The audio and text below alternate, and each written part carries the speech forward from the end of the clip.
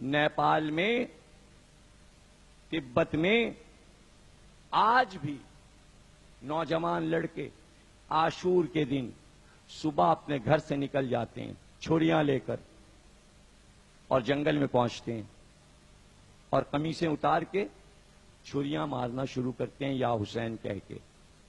نیپالی بودھ مذہب رکھنے والے یا حسین کہہ کے، اور اس کے بعد وہ مر جاتے ہیں، چھری مار لیتے ہیں اور مر جاتے ہیں. ان کی موت واقع ہو جاتی ہے کئی سو نوجوانوں کی، اور اس کے بعد شام کو وہ اٹھ کر اپنے گھر ٹھیک ہو کے واپس آ جاتے ہیں. جس کا دل چاہے جا کے دیکھے کہ کیسے مرتے ہیں اور کیسے جیتے ہیں. مرتے بھی دیکھا گیا ہے انہیں، اور زندہ ہوتے بھی دیکھا گیا ہے، اور پوچھا بھی گیا کہ بھائی جب مر جاتے ہو تو زندہ کیسے ہوتے ہو؟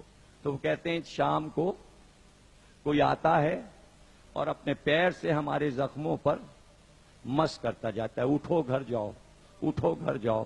ہم پوچھتے ہیں کون؟ تو آواز آتی ہے عباس، عباس. ہاں، ان تاریک جنگلوں میں، گھنے جنگلوں میں